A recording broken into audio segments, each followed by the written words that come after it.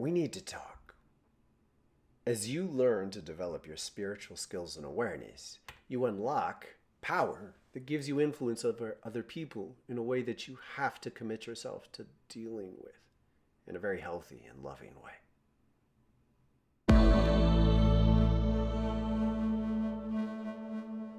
One of the first lessons that I learned when I was becoming psychic was extremely difficult for me to come to terms with. It took years, and it probably didn't have to take years. So I'd like to do my best to introduce you to this right at the beginning. First of all, I invite you to do this looser connection with reality where you create space in your life for what's possible by watching, recognizing opportunities rather than closing down and thinking you have to control it all. Because I promise you, too much control will inhibit this process greatly. In the same regard, be intentional. If you're putting your spiritual path first, be honest with yourself that you're doing that and be ready to call into question the other choices you're making.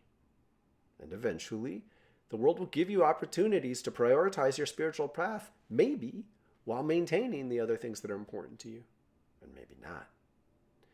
Now, as you allow this to unfold, something's going to start to emerge.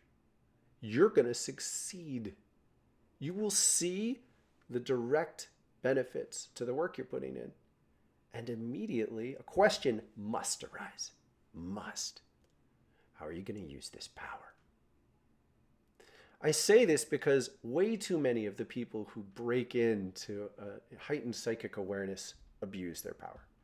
I'd say, the most common ways in which this is done is to take sex and money from other people. So you need, first and foremost, to commit yourself to being an honest person who takes constant, diligent attention to scrutinize the ways in which you affect other people. Is it healthy for both of you? You can't just aim to get from others, because if you do, you may well be taking in a way that's bad for them. It doesn't mean you can't succeed. It doesn't mean you can't get laid. It doesn't mean you can't make money. It means you need to do those things in a way that's healthy for everyone involved. And I promise you, there are plenty of ways in which that's possible. I was living in this house. A very strange phenomenon began to occur. The local fire and police stations were near to where I lived. And very frequently, when the sirens went off, I would go, oh God, what did I do? I had this instinctive sense that I had caused negative things that were happening around me. It was very confusing. And it took me years to come to terms with this phenomena. There was one specific occasion. A woman upstairs sneezed and I cringed like, oh, I'm sorry. Because right before she'd sneezed, I'd made an assertive choice. Now, this is silly on one level, but very illuminating on another. What I was learning was that there's an interconnectivity between all of us that I was becoming aware of from the standpoint of an individualistic society. So because I was raised to believe in our autonomy and in how separated we are, as I became aware of the interconnections, my first interpretation was that I was in control of it in a negative way.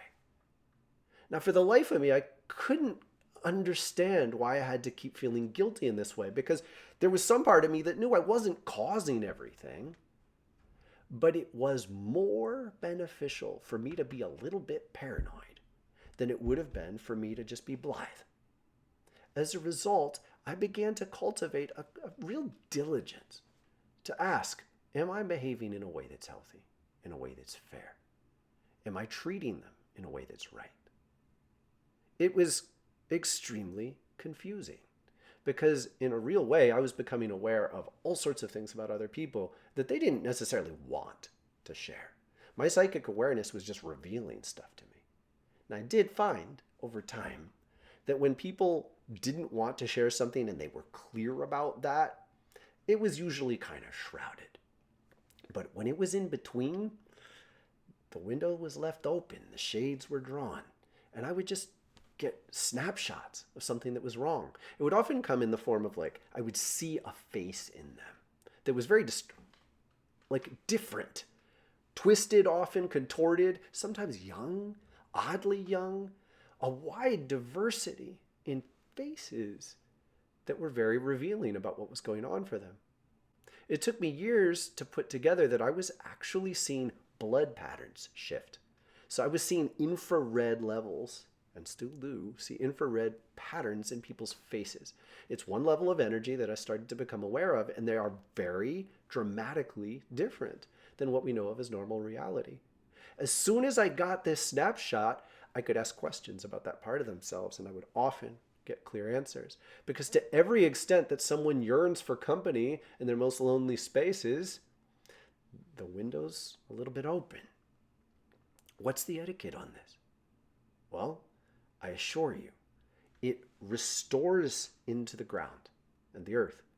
And the only way to stay with a healthy way of engaging with others is to have a reverence for the process that you're in. This isn't all about you. You are awakening to becoming part of the earth, to recognizing and participating in our interconnectivity on a much more vibrant and present level. And as a result, you need to be humble enough to frequently ask, is this healthy? Is this fair? Now, you can't do that unless you accept that the same channels that are opening, that allow you to witness and understand much more about the world, are witnessing you. So you're being seen by angels. The more you intentionally leave the window open to be witnessed by angels, the more dramatically you will be able to learn from their insight and witnessing. Seems simple, but let's try this again. If you leave space in your heart to be witnessed by angels, they will be able to see you more clearly, and you will hear and recognize what they are trying to tell you. You need to do this as a moral bedrock, because as you become aware, you're going to be touching very sensitive aspects of people. And make no mistake, when you see someone, you're touching them. You're affecting them in a way that can really spin them out and confuse them. And in the same regard, just by seeing someone in their special presence, you're going to continue to have influence over that. By subjecting yourself to the witness of angels, and I encourage you to choose one at first. By subjecting yourself to the witness of angels, you can return to them whenever you get confused and overwhelmed.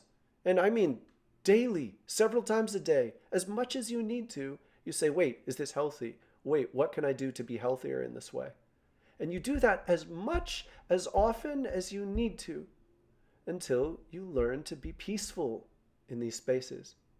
Because over time, a reverence develops that allows you to be present with someone in these heightened levels of intimacy without sexualizing it, without invading it, with sort of misaligned thoughts and confused intentions, without needing it, and without needing to stay with it.